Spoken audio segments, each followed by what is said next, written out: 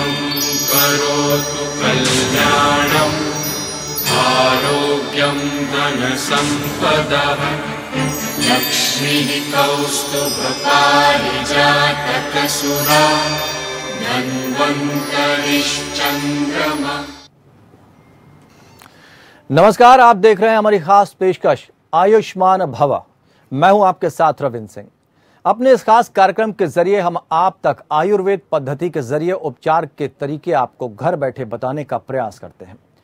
हम आज बात करेंगे पेट की बीमारियों की और उनके आयुर्वेदिक इलाज की। लगभग 2000 साल पहले यूनानी चिकित्सक हिप्पोक्रेट्स ने कहा था, समस्या बीमारियों का जन्म पेट खराब होने से होता है। हिप्पोक्रेट्स की कही हुई बात आज भी उतनी ही प्रासंगिक दिखाई देती है। आयुर्वेद की माने तो पेट की अपच सभी तरह की बीमारियों को निमंत्रण देती है और शरीर में बहुत सी समस्याओं का कारण भी बनती है। आज की आधुनिक जीवन शैली में पाचन क्रिया प्रभावित होना आम समस्या बन गया है, जिसका नतीजा स्वास्थ्य संबंधी परेशानियों के रूप में हमारे सामने आता है। आयुर्वेदिक उपचार से ही पेट की बीमारियों का जड़ से इलाज करना संभव होता है। पाचन क्रिया प्रभावित होने का प्रमुख कारण हमारी आधुनिक जीवन शैली है। जंक फूड, तला भुना भोजन, कोल्ड ड्रिंक, चाय, कॉफी का अत्यधिक सेवन, देर रात को भोजन कर तुरंत सो जाना, रात में अधिक जागना, देर तक बैठकर कार्य करना, शारीरिक व्यायाम ना करना, शारीरिक पाचन क्रिया खराब होने के ये प्रमुख कारण हैं। चिकित्सा विज्ञान के अनुसार शरीर के तरल पदार्थ में एसिड होना बीमारी के लक्षण है। दूसरी ओर शरीर में एल्कलाइन होना एक स्वस्थ स्थिति दिखाता है। हमारी दिनचर्या कुछ ऐसी हो गई है कि रोज के खाने से और स्ट्रेस होने से भी शरीर में एसिड की मात्रा बढ़ जाती है। इस स्थिति को हमारा शरीर पहचान लेता है और एल्कलाइन करने या एसिड को नियंत्रित करने की कोशिश करता है। आज विषय यही है कि पेट की जो बीमारियां हैं उसको किस तरह से दूर किया जाए। क्या आयुर्वेद में इसका इलाज है? अगर है तो वो कौन कौन सी चीजें हैं जिन्हें हम अपना सकते हैं। आज हमारे आयुर्वेद विशेषज्ञ डॉक्टर हिमांशु शेखर तिवारी हमारे साथ जुड़े हुए हैं, जो कि पेट की बीमारियों के आयुर्वेदिक इलाज के बारे में हमें बताएंगे। डॉक्टर साहब, बहुत बहुत स्वागत है आपका। नमस्कार, धन्यवाद। तो डॉक्टर हिमांशु शेखर तिवारी ने बीएमएस की डिग्री दिल्ली विश्वविद्यालय से ली। आपको 20 साल से ज्यादा का तजुर्बा है। इस दौरान आपने clinical research, drug formulation, teaching, regulations के क्षेत्र में काफी काम किया है। कई रिसर्च पेपर्स भी आपने उन पर भी काम किया है, जो देश विदेश की वैज्ञानिक जर्नल्स में छपी हुई है। तो ये तो था डॉक्टर हिमांशु शेखर तिवारी का संक्षिप्त परिचय। अगर आप भी पेट की समस्या से संबंधित कोई सवाल करना चाहते हैं तो आप हमारे साथ इस कार्यक्रम का हिस्सा बन सकते हैं। फोन लाइन्स खुली हैं।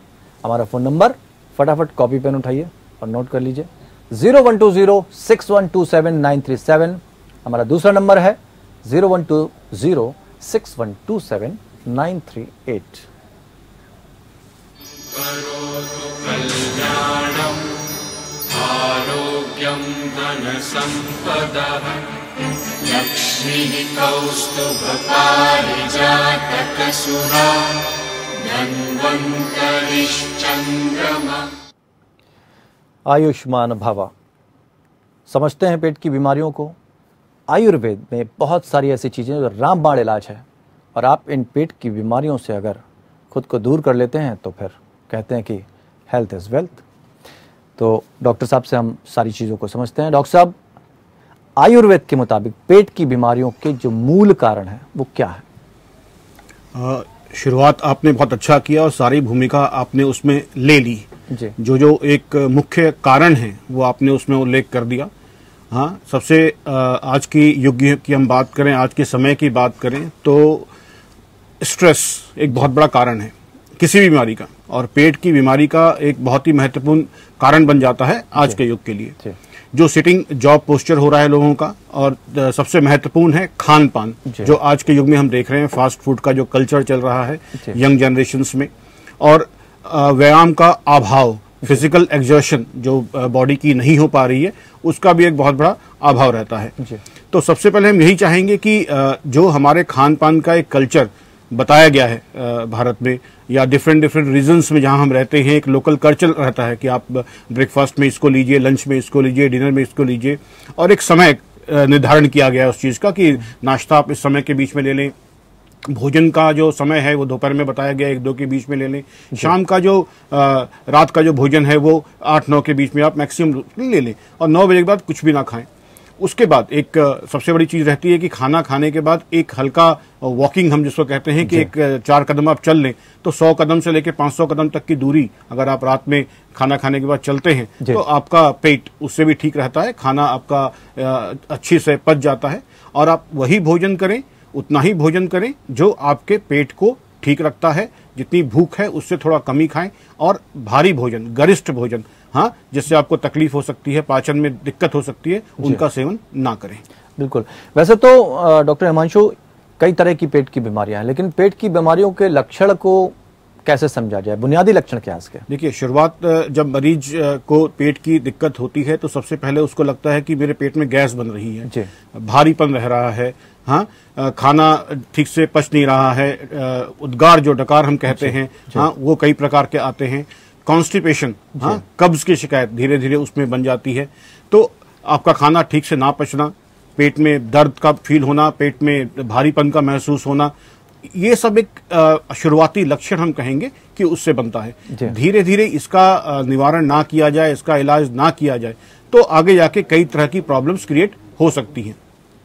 जी बिल्कुल, ये भी समझना चाहेंगे चूंकि आज जो दौर चल रहा है उसमें लोगों की लाइफ स्टाइल बहुत बदल गई है, तो लाइफ स्टाइल से जो जुड़े पेट के रोग हैं उनके बारे में भी कुछ बताएं। सबसे पहले हम उसी का उल्लेख कर रहे थे कि स्ट्रेस, जैसे ही किसी मरीज को थोड़ा सा भी स्ट्रेस लेता है तो पेट में सबसे पहले गैस्ट्राइटिस की प्रॉब्लम, कईयों को आप देखेंगे कि ये शुरुआत हो जाती है, जैसे स्ट्रेस लेवल बढ़ता है पेट में गैस्ट्राइटिस की प्रॉब्लम बढ़ेगी।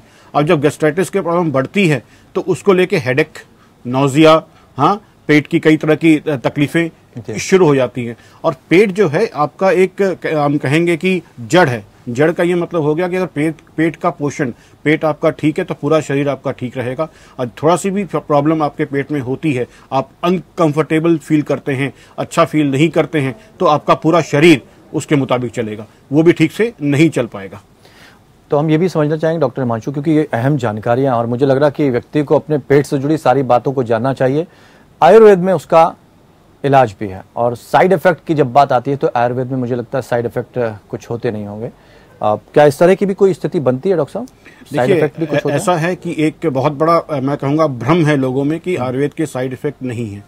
मैं इतना कहना चाहूंगा कि आप कोई भी दवा, चाहे वो एलोपैथिक की ले रहे हो या आयुर्वेद की ले रहे हो या यूनानी की ले रहे हो, किसी भी डॉक्टर की सलाह में ही लें तो बहुत अच्छी बात है। इसलिए कि हर एक ड्रग है, दवा है, तो उसके मात्रा निर्धारण किया गया है, कब लेनी है, कैसे लेनी है, वो डॉक्टरी आपको देख के अच्छी तरह से बता सकते हैं। एक दवा है, 10 मरीज हैं, 10 प्रकार की उनकी प्रकृति है, किसको क्या सूट करता है, नहीं करता है, किस मात्रा में और कब लेनी है, ये आपको एक अच्छा चिकित्सक ही बता सकता है। तो जो भी आप दवा ले रहे हैं उसको चिकित्सक के परामर्श में ही लें तो बहुत अच्छी बात है। बिल्कुल। डॉक्टर हिमांशु, ये भी समझना चाहिए चूंकि पेट के रोग की जब बात आती है तो आंतों का साफ रखना बहुत जरूरी हो जाता है। आयुर्वेद की किन क्रियाओं से और कैसे हम आंत को साफ रख सकते हैं? देखिए, जैसे हम बात कर रहे हैं कि कॉन्स्टिपेशन वहीं पे आती है बात, तो स्टार्टिंग से ही, शुरुआत से ही हम ये जाने कि हमें कारण क्या हो रहा है कॉन्स्टिपेशन का। जिस कारण से आपको खान पान का, जैसे आप तली हुई चीजें या उड़द की दाल, ऐसा राजमा, इन सब चीजों का घनिष्ठ भोजन आप लेते हैं, हाँ, तो उसके बाद आपको कॉन्स्टिपेशन की प्रॉब्लम हो जाती है। तो पहले तो जिस कारण से हमें हो रहा है उसका निवारण, हम उसको छोड़ दें, उनका खाना पीना छोड़ दें। सेकेंडली, कुछ घरेलू उपाय, जैसे हम कहें कि आप जल, पानी अधिक मात्रा में लिए। अधिक मात्रा का ये मतलब होता है जितना आपके शरीर की डिमांड हो, जितना आप पी सकते हैं उतना लें, और उष्ण जल का, गर्म पानी का आप इस्तेमाल करें, बेहतर होगा। दूसरी बात है कि घरेलू उपाय की हम बात करें तो त्रिफला चूर्ण, हाँ, हरड़, बहेड़ा, आंवला, 3 चीजों का मिश्रण है ये बराबर मात्रा में, तो इसको 1 से 2 चम्मच रात को सोते समय आप हल्के नॉर्मल वाटर से आप ले सकते हैं और आपका पेट ठीक रहेगा।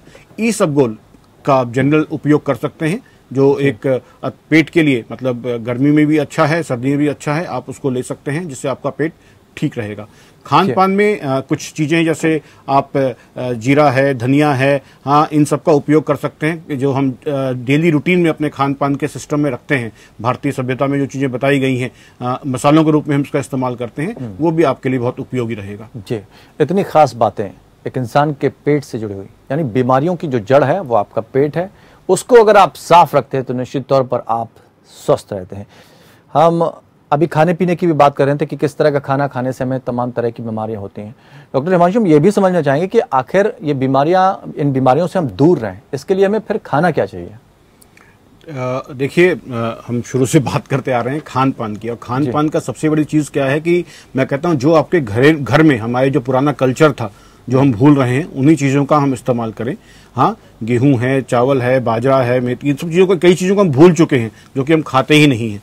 और एक साधारण भोजन जिसको हम कहते हैं कि आपने भी देखा भी होगा कि एक सर्वे में कहा गया कि सबसे अच्छा जो भोजन है वो दाल चावल का बताया गया है। तो उस चीज को हम प्रॉपर वे में इस्तेमाल करें। और इंडियन कल्चर है, डिफरेंट स्टेट्स हैं, डिफरेंट कल्चर्स हैं, तो उसके मुताबिक जो भी आपका क्षेत्र कहता है, जो आपका घरेलू चीजें बताई गई हैं, आप उसका भोजन करें, वो सबसे बेस्ट है। किसी स्पेसिफिक के लिए बीमारी है तो उसके बाद हम बात कर सकते हैं, पर जनरल में जो आपका रीजनल खाना पीना है उसको आप इस्तेमाल करें। जी, लेकिन कई बार ये भी देखा जाता आती किसी भी चीज की खराब होती है, हमें थोड़ी थोड़ी चीजें रखनी है कि हम चावल कभी भी कितने भी वक्त खा सकते हैं, या इसको हमें कब कब अवॉइड करना है, इन चीजों का भी ध्यान रखना है। देखिए, मैक्सिमम हम बात करें तो भारतवर्ष में मैक्सिमम स्टेट्स की हम बात करें तो वहाँ चावल का मतलब खान ज्यादा रहता है खान पान में। वो राइस ईटर हम कहते हैं उस स्टेट्स को। तो बेसिकली क्या है कि ऐसा नहीं है कि कोई चावल खाने से मोटा हो रहा है या चावल नहीं खाएगा तो पतला हो जाएगा, ऐसी चीज नहीं है। आपके फिजिकल एग्जर्शन की बात होती है। हाँ, कोई अगर आपको तकलीफ है, कोई प्रॉब्लम हो रही है, गैस्ट्राइटिस की प्रॉब्लम हो रही है, कोई चीजें नहीं आपको बच रही हैं, तब आप चावल का उस समय अभाव कर सकते हैं। पर अलग अलग चीजें हैं। अगर आप चावल प्रॉपर वे में एक नॉर्मल चावल खा रहे हैं, उसकी कुछ और इंपॉर्टेंस बताई गई है। खिचड़ी है, उसका कुछ रूपरेखा बदल गई तो उसकी कुछ और इंपॉर्टेंस बताई गई है। तो चावल के भी कई रूप हो जाते हैं, अलग अलग व्यवहार में हम उसको ले सकते हैं। जी, एक हम लोग चूंकि दिनचर्या की बात करते हैं, लेकिन बहुत सारे लोग ऐसे हैं जो रात में नौकरी करते हैं और दिन में वो आराम करते हैं, तो ऐसे लोगों के लिए तो चीजें बिल्कुल उलट जाती हैं, वो क्या करें? तकलीफदेह बात यही है कि रात सोने के लिए बनाई गई है, जागने के लिए नहीं। अब जो रात्रि जागरण करते हैं तो उनको तो ये देखना पड़ेगा कि हमें रात्रि जागरण करता है तो जो हमें आहार की मात्रा है, अपने खान पान की मात्रा है, वो उस ढंग से लें। तो थोड़ा सा रोकेंगे। राजेश पटवा दिल्ली से हमारे साथ जुड़ गए, एक हमारे दर्शक हैं। जी राजेश जी, बहुत बहुत स्वागत है, सवाल पूछिए। नमस्कार जी। बहुत बहुत नमस्कार राजेश, बताइए। डॉक्टर साहब से बात करना था। जी जी, पूछिए, सवाल पूछिए। डॉक्टर साहब, मैं जो है सब गोल, मेरा पेट साफ नहीं होता है जी, तो मैं रात को ये सब गोल लेता हूँ तो पेट साफ हो जाता है जी। तो ये ज्यादा लेने से नुकसानदेह तो नहीं है ना? नहीं, ज्यादा इसबगोल लेने से नुकसानदायक नहीं रहेगा, आपको नहीं होगा ज्यादा नुकसान। पर आप कोशिश ये करें कि खान पान में ऐसी चीजें लें जिससे आपका पेट साफ रहे, और कुछ दिनों का आप गैप कर दें। जैसे आप रेगुलर बेसिस पे ले रहे हैं तो एक दिन छोड़ के लेना शुरू कर दें। हाँ, पानी खूब पिए। हाँ, और फाइबर फ्रूट्स, जैसे आप जो चीजें आपको इजीली पच जाए और फाइबर जिसमें हो उसको लें तो अच्छा रहेगा। और एक और दर्शक हमारे साथ दिल्ली से जुड़े हुए हैं, आप जगदीश इनका नाम है। जगदीश जी, बहुत बहुत स्वागत करते हैं आपका, सवाल पूछिए, क्या दिक्कत है आपको? चलिए, उनका संपर्क कट गया। एज का भी कोई फर्क पड़ता है कि जैसे इसबगोल की भूसी लेते हैं, किसी भी उम्र का व्यक्ति ले सकता है या एक एज पर आकर लेंगे? किसी भी उम्र का व्यक्ति ले सकता है, बच्चों में थोड़ा अवॉइड करें, 5 साल से नीचे बच्चों को। बाकी किसी भी उम्र के लोग ले सकते हैं उसको। एक मात्रा निर्धारण वो बहुत बड़ी चीज है, और किस तरीके से लेना है। कोई रात में ऐसे ही उसको उसी कंडीशन में लेके पानी से पी लेता है। जी जी। जो बेस्ट कंडीशन है उसको आप रात को 1 चम्मच 1 गिलास पानी में डाल के उसको छोड़ दीजिए, सुबह वो फूल जाता है, उसको मिक्स करके आप मॉर्निंग में उसको पी लीजिए। बिल्कुल, हम दिनचर्या की डॉक्टर साहब बात कर रहे थे जी। लेकिन लोगों के लिए हमने यही कहा कि रात्रिचर्या होती है, तो दिनचर्या तो उन्हें तो बस सोने के लिए दिन मिलता है जी। उन लोगों के लिए हम जानना चाह रहे हैं, तो बीच में बात अधूरी रह गई। देखिए, मैंने जैसे कहा कि रात सोने के लिए बनी है, पर जो वर्किंग कल्चर आजकल हमारा हो रहा है तो उस ढंग से लें कि वो भोजन थोड़ा हल्का लें, ताकि रात में बैठना है या काम करना है तो जो भोजन का सुपाच्य हो, जो इजी पच जाए, उस भोजन का उनको सेवन करना चाहिए। रामजीत जी हमारे साथ गुड़गांव से जुड़ गए हैं। रामजीत जी, बहुत बहुत स्वागत करते हैं आपका, पूछिए क्या प्रश्न है? हमारा प्रश्न ये है कि खाने के बाद, चाय पीने के बाद हमेशा हमें लैट्रिन जाना पड़ता है। देखिए ऐसा है, हमेशा खाना खाने के बाद आपको लैट्रिन जाने की इच्छा होती है, जाते हैं। हमारे को दिन में 3-4 बार लैट्रिन जाना पड़ता है। ठीक है, तो उसको देखिए आयुर्वेद में क्या, भी खाने के बाद। जी जी जी, समझ गया मैं आपकी बात। इसमें क्या है कि आपकी लीवर जो है वो थोड़ा कमजोर है, और इसको आयुर्वेद में हमने जो एक टर्म दिया जाता है रोग का। जी जी, बोलिए बोलिए। अरे 1 मिनट चुप रहिए ना, उधर से आवाज आ रही है। राम जी, डॉक्टर साहब आपकी बात का जवाब दे रहे हैं, तो उधर से आप खामोश रहिए और अपने टीवी का वॉल्यूम भी बंद रखिए, ध्यान से सुनिए जो भी डॉक्टर साहब बताना चाह रहे हैं। देखिए, इसको जो आयुर्वेद में कहा जाता है, हम गृहिणी के नाम से इसको कहते हैं। आप इसमें क्या है कि कुटज एक हर्ब है, उसका प्रयोग कर सकते हैं। कुटज घनवटी या कुटजा रिस्ट के नाम से बाजार में आपको कई कंपनियों की दवाई मिल जाएगी, उसका सेवन आप कर सकते हैं, तो उससे आपको बहुत उपयोग होगा। दवाई का नाम क्या है? कुटज घनवटी या कुटजा रिस्ट। कुटजा रिस्ट या कुटज धनवटी, ठीक है। इसको आप लिखना चाहें तो लिख सकते हैं, क्योंकि ये आपके काम आएगी। और जी जी जी, बहुत बहुत शुक्रिया हमारे साथ जुड़ने के लिए। जगदीश भी दिल्ली से हमारे साथ जुड़ गए, उनका फोन कट गया था। जगदीश जी बहुत बहुत स्वागत करते हैं, सवाल पूछिए। जगदीश जी आवाज आ रही है आप तक? चलिए, उन तक आवाज नहीं पहुंच गई, शायद फिर फोन का कट गया। डॉक्टर हिमांशु ये भी समझना चाहेंगे, आयुर्वेदिक जड़ी बूटियों के का सेवन किस तरह से किया जाना चाहिए, क्योंकि साइड इफेक्ट की तो आपने बात बताई, लेकिन अगर मान लीजिए पेट खराब है किसी का, तो वो आयुर्वेद जड़ी बूटियों का सेवन किस तरह से करें? देखिए, अधिक मात्रा में कोई भी चीज नुकसानदायक होती है शरीर में, और जैसे मैंने शुरुआत में कहा कि चिकित्सक की सलाह से लेना बेटर होता है। बट घरेलू जो उपाय हैं आपको, जैसे हम इलायची की बात करें या लौंग की बात करें, धनिया की बात करें, जीरा की बात करें, जो मसाले हम डेली रूटीन में अपने घर यूज करते हैं, तो अपने बीमारी के अनुसार, हाँ, खाना नहीं पच रहा, इंडाइजेशन है, तो पुदीना, जीरा, इन सब का अच्छा उपयोग हो सकता है, इससे आपको फायदा मिल सकता है। हाँ, कॉन्स्टिपेशन है तो उसके लिए मुनक्के का आप यूज कर सकते हैं, गर्म दूध का प्रयोग कर सकते हैं। हाँ, इंडाइजेशन में आप छाछ का प्रयोग, हाँ, कर सकते हैं, जीरा और नमक मिलाकर, तो उससे अच्छा आपको रिजल्ट मिलता है। जी डॉक्टर हिमांशु जी, चलते चलते एक सवाल ले लेते हैं, क्योंकि समय बहुत कम बचा हमारे पास। लोग बहुत जल्दी रिलीफ चाहते हैं, क्या आयुर्वेद में ऐसी जड़ी बूटियां हैं जिनसे जल्दी रिलीफ मिलता हो? बिल्कुल हैं, ऐसा नहीं कि नहीं है, पर रस औषधियां हम कहते हैं। रस का मतलब है कि जो औषधियों को हम पारे के थ्रू बनाते हैं, मर्क्यूरी के थ्रू बनाते हैं, वो रस औषधियों के नाम से जाना जाता है। उसको इसलिए फास्ट एक्टिंग कहा जाता है। और पेट की बीमारी हो या किसी प्रकार की बीमारियां हो, आयुर्वेद में फास्ट एक्टिंग ड्रग्स भी हैं, और उसको आप चिकित्सक की सलाह से ही लेंगे तो बहुत अच्छा रहेगा। चलिए, बहुत बहुत शुक्रिया डॉक्टर हिमांशु शेखर तिवारी हमारे साथ जुड़े, इतनी सारी जानकारियां। मुझे लग रहा है कि सेहत से बड़ा जिंदगी में कुछ नहीं होता। अगर आप स्वस्थ हैं तो जिंदगी आपकी मजे में कटेगी, अच्छे से कटेगी, और लोग आपसे इंस्पायर भी होंगे कि भाई साहब आप स्वस्थ कैसे रखते हैं। हमने पूरी कोशिश की इस कार्यक्रम के जरिए आपको बताने की कि आप अपना ध्यान कैसे रख सकते हैं, अपने पेट का ध्यान कैसे रख सकते हैं। और जिंदगी की सबसे बड़ी अगर चीज होती है तो वो पेट ही होता है, क्योंकि सारी बीमारियों की जड़ भी यही पेट होता है। तो संयम रखिए, सब चीजें सही होती जाएंगी। और गलती से अगर आप किसी बीमारी से पीड़ित हैं तो आयुर्वेद के जरिए आप उन बीमारियों को दूर भी कर सकते हैं।